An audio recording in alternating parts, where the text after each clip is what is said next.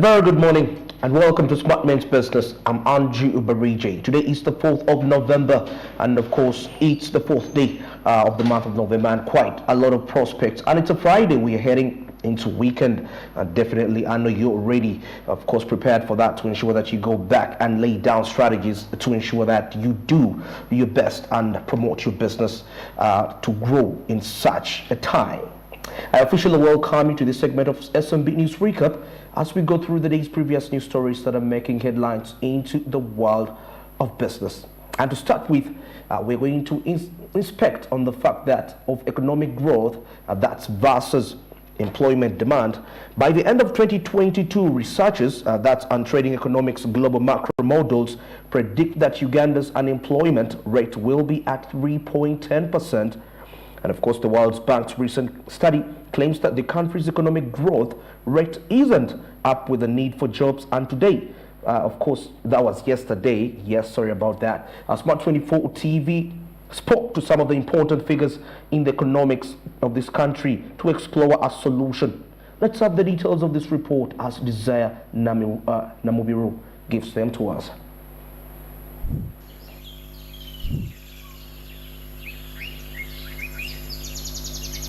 If Uganda is to lessen the burden of runaway unemployment, the World Bank advises the government to focus towards making the economic growth matches the labor demands due to the population expansion, which adds between 600,000 and 700,000 new job seekers each year. Uganda's economic growth has further lagged behind. When you look at Uganda has 78% almost their youth, which means that almost all of them are within the working range, like the working age. Let's take a range, for example, from 18 years to 35. Now, unemployment is not a new phenomenon, and it should not be a cause for alarm. Even if 2021 it was at 2.9, about that, right? Then it's projected to go to 3.01 by the end of 2022. Me, I don't think that it should be a cause of alarm, but also to think what are those challenges that can be overcome to create more job opportunities. Trade association leaders call on the government to change Uganda's policies relating to private sector as a method to address the economic problems highlighted by the World Bank study. According to the World Bank's collection of development indicators, the private sector makes up 16.14%. The country's economic path is determined by it, and it acts as a link between the available possibilities and the unemployed. The problem is now with the government, it's like they take politics as a priority.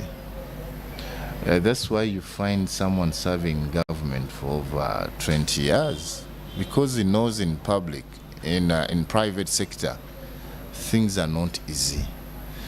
So if they can change all their perception, that to have that good life, you can be also in private sector. Then our comrades in government will formulate fair policies for the private sector. The moment someone can sell his house to go for campaigns, to be in parliament, just know the worst is coming. Because there is no hope in private sector, they think that to have good life, you're supposed to be in government. And by the way, critically, even if you analyze, most of the expensive cars, now they're having government number plates, not with the business community. However, the private sector believes that a number of factors must be exhibited for SMEs to effectively enjoy the benefits of determining economic directions. Over time, we've known that companies' capacity and the ability to grow is being hampered by skills. The skills that of the workers is needs to be upgraded. Technology needs to be upgraded. Management systems need to be upgraded. Marketing and branding need to be upgraded. So we work with companies on issues like those that when we intervene, when we work with them and, for instance, train the staff, you'll find that companies' productivity goes up, losses reduce. Now, when you reduce losses and productivity goes up, you definitely are going to grow. To address the unemployment problem, the government should support the implementation of the National Development Plan 3 by boosting private sector growth and creating long-term jobs.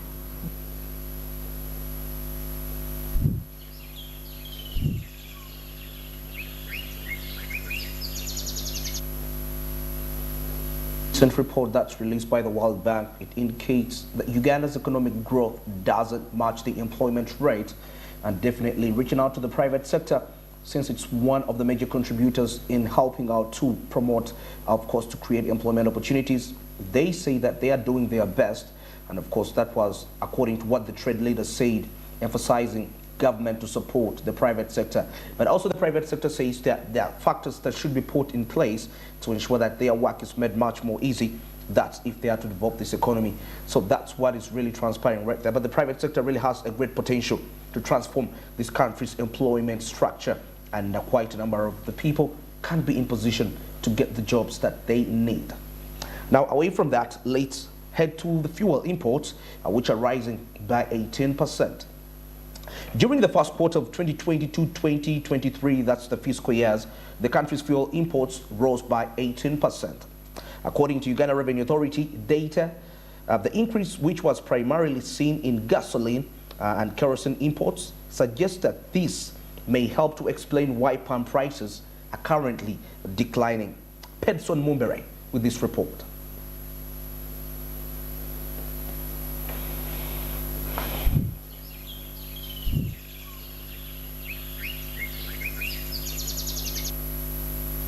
According to the statistics of the Revenue Performance Report for the months of July through September, Uganda Revenue Authority stated that while diesel saw a decline, the volumes of gasoline and kerosene both saw noticeable rises. The hike, according to the Uganda Revenue Authority, significantly increased revenue collection, which saw an increase in petroleum duty revenue of 45.7 billion. Petrol and kerosene, according to the report, saw the largest percentage increase in fuel imports, up by 33.34% and 20.73% to a total of 88.41 million litres, up 18.06% from the same period the previous fiscal year. The 2.20 million litres of kerosene and 71.56 million litres of gasoline were imported into the country over the same course of the time. According to Uganda Revenue Authority Commissioner General John Musinguzi Rujochi, this could contribute to the explanation for the present decline in pump prices. Fuel volumes increased by 88.41 million litres, which is about 18.06% compared to the same period last financial year. This was majorly explained by the increase in the volumes of petrol by 71.56 million litres, kerosene 2.2 million litres, and this partly explains the drop that you see in the pump prices today. However, diesel volumes reduced by 5.80 million litres, which is just about 2.39%, which was a small reduction and did not affect much the revenue collections from petroleum products, which had a surplus of 45.7%. The rise in fuel imports into the country is a welcome release for consumers who have been bearing the brunt of raising pump prices for almost a year. Economist Dr. Fred Muhomoza stated in a SMART24 TV interview that while this decrease may be brief or it may stagnate, Uganda would not return to its previous level of 6,500 per litre. So the decline we are watching is temporal. It may continue, it may stagnate where it is. It may reverse a little bit, but what we are hopeful of is we may not get back to 6,500 like in the case of Uganda, when the barrel had gone all the way to over $120 at a global level. According to Uganda Bureau of Statistics data, fuel costs had jumped by more than 40% in June, signaling a significant decline in usage. But since then, they have decreased, falling by an average of 1,000. By the end of today, a litre of petrol was selling at an average of 5,500, while diesel was selling for an average of 5,380 shillings.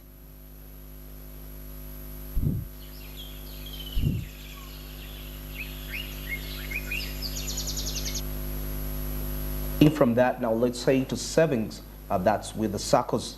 SACCOs, or savings and credit cooperative societies in Uganda, are growing in significance as a cornerstone that's of financial inclusion. There are hundreds and thousands of SACCOs and village savings organizations registered today all over the nation. The majority of the SACCO members are young women, among others. They encourage financial access, particularly for economically engaged poor. Let's have the details of this report.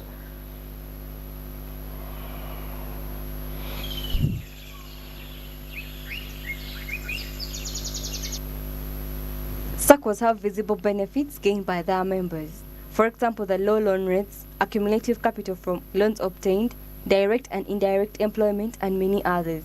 Ugandans have greatly saved with them because they are short-term and provide good benefits.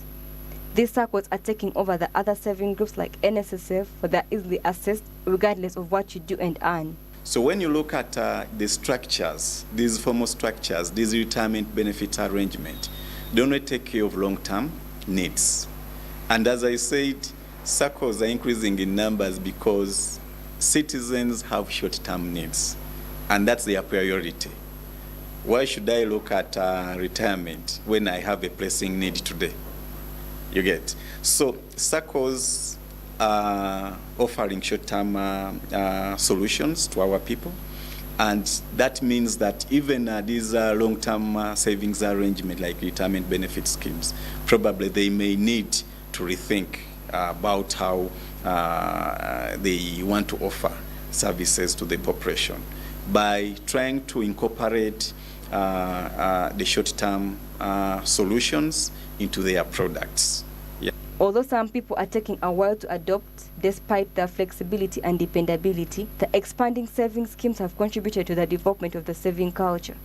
Traders continue to participate in saving programs like Kasita because they have aided in the growth of their enterprises. And the government partners with the program's regulators to safeguard the savings.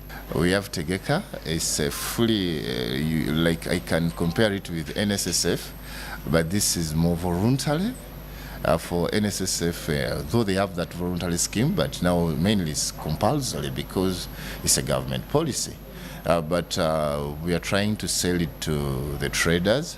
Though I told you the saving culture for traders is not so good, but we are trying, we are progressing, and then we are planning also to see how do we engage NSSF to have a special package for traders who are willing to work with NSSF. So there are plans, so we are trying to see that that can be put also, or that can be strengthened. Saving with SACCOs is very beneficial in the business world, for it is a short-term saving scheme which enables you to accumulate profits with time.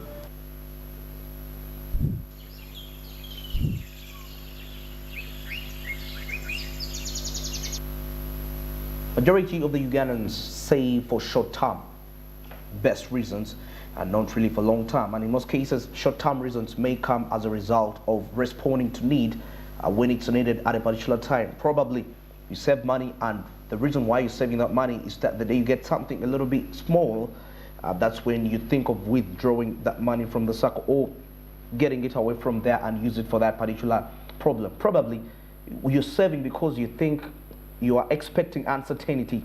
So that's quite something which is so really limiting growth, I would say that. But long term would be quite something so remarkable. That's why some of the SACCOs, in most cases, when that money is raised, there is a particular period of time when it should be really given out to the members, not given at any time when you feel like you need that money. Because long term mainly dwells on saving for investment, not just saving for short term. just to meet the need. Probably you expect uncertainty in the future. So that's regarding that report right there. And now, as we come to the end of our business report this morning, taxation of the hospitality sector. The occupancy rate of hotels in Uganda is 17%. However, the business is being burdened and investors are being discouraged, of course, by the 25% taxes put on it. The government has to think about eliminating some of these taxes so that these companies can actually grow and draw more tourists to come and occupy them. Of course, Bronya Katusime has this report for us. Let's have the details.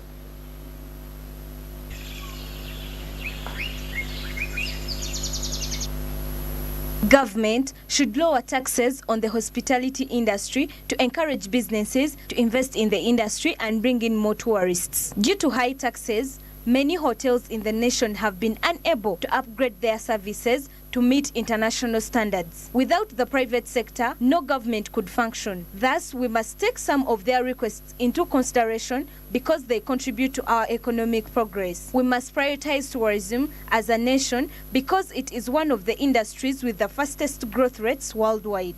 Really running a hotel in Uganda is very expensive. We pay over 25 different types of taxes and licenses.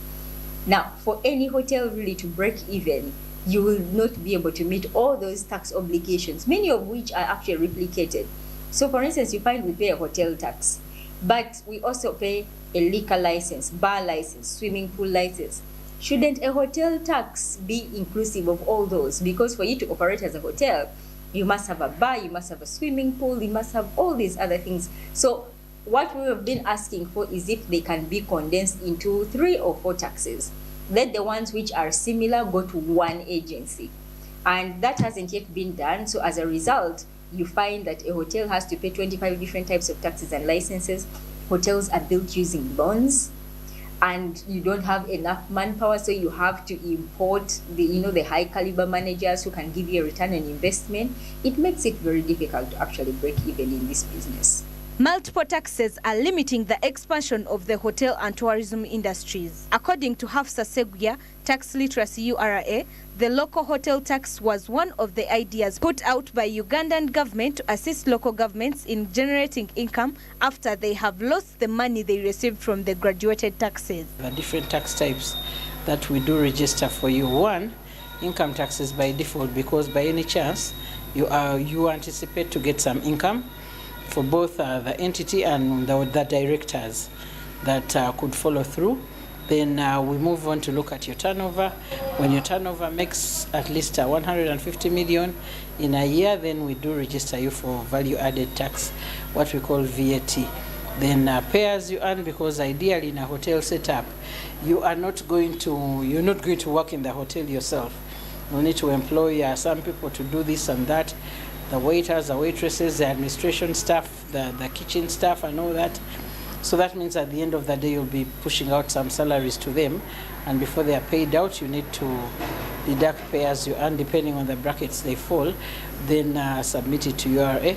So ideally, we need to register pay as you earn for you, the entity that is going to do that for us, whereas the pay as you earn is paid by the employees that you do employ. John increases the emphasis on the tax education for the industry so that they all have the knowledge they need to expand their company and maintain compliance. Besides the revenue they contribute directly, which we also believe can grow 10 times once we have improved compliance in that sector, we have agreed that we will support them because they have a very strategic input in the economy. And they support many other sectors of the economy to even pay better taxes and create more jobs. If the 25 taxes imposed on the hospitality sector are reduced, it will ease work for the hotel owners, which will attract more investors and tourists in our country.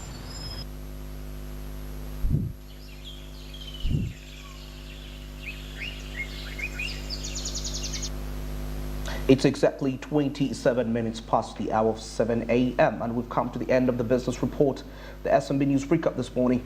And at this particular time, let's get into a short commercial break. We shall be returning Of course, quite with more of that with a press review, and we shall be heading straight to the international business news and then wind up the hour with the business tips and quotes.